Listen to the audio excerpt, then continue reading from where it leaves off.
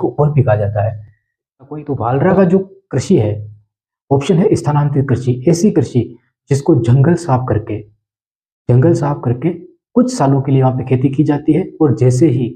उस जगह पर मिट्टी के अंदर जो उत्पादन की मात्रा है वो कम हो जाती है, मतलब कि जो मिट्टी की उर्वरकता है वो काफी कम हो जाती है, और जब फसल तैयार होती है तो काफी कम उत्पादन होता है। मतलब फसल से पहले मान लो कि 10 बोरी गेहूं निकल रहे थे, तो अब 5 बोरी ही निकल रहे हैं या 2 बोरी ही निकल रहे हैं, ठीक है, तो इतना कम हो जाता है उर्वरकता। तो उसके लिए क्या करते हैं जो किसान होते हैं, वो जो वालरा कृषि करते हैं, वो लोग आगे बढ़ जाते हैं और दूसरा स्थान ढूंढते हैं, फिर आगे जाते हैं, फिर वहां पे जंगल साफ करते हैं और वहां पे खेती की जाती है। अब जो ये वालरा शब्द है,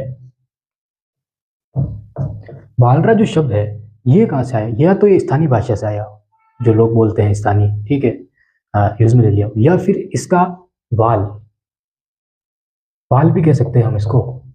और इस वाल का अर्थ होता है घेरा, इसका अर्थ होता है घेरा। तो समझना है यहाँ पे, जंगल है, जंगल को साफ किया जा रहा है, तो उतनी ही जगह को साफ किया जाएगा जितनी वहां पे आवश्यकता है खेती करने के लिए, जितनी उनको आवश्यकता है कि वो अपने और अपने लोगों का पेट भरते। उनको कोई व्यापारिक कृषि पैदावार नहीं करनी है वहाँ पे, उनको कोई बागानी कृषि की पैदावार वहाँ पे नहीं करनी है, उनको बस इतनी ही खेती करनी है जिससे कि उनका घर चल सके, उनको पर्याप्त मात्रा में गेहूं मिल जाए ताकि उनके घर मतलब अच्छे से रोटी खा सके। इस तरह की खेती की जाती है, इसमें कोई पैसे कमाने का लोभ नहीं होता है, ऐसा कुछ नहीं होता है, ठीक है। तो जो कृषि है तो ये घेरा, तो जो जंगल होते हैं उनके बीच में की जाती है, तो चारों तरफ जंगल का घेरा है, तो हम ये कह सकते हैं कि जो वाल शब्द है इसी वाल शब्द से वालरा निकला हो, सिर्फ एक अंदाजा लगा सकते हैं हम। दूसरी चीज है कि जो ऐसी कृषि है वो ऐसे स्थानों पे की जाएगी जहाँ पे पहाड़ हो,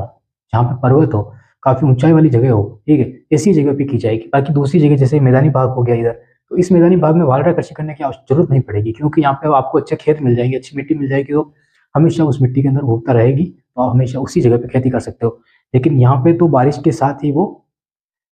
जो मिट्टी होती है वो बह के चली जाती है, तो चलिए, एक तो मिट्टी बह के चली गई बारिश के पानी के साथ क्योंकि काफी ऊंचाई पे स्थान है, और दूसरी चीज की लगातार वहाँ पे खेती की जाती है 2-3 साल तक, तो उससे क्या होता है कि फिर वो मिट्टी की जो रुकता है वो काफी कम हो जाती है। और इधर से तो वनस्पतियों के द्वारा,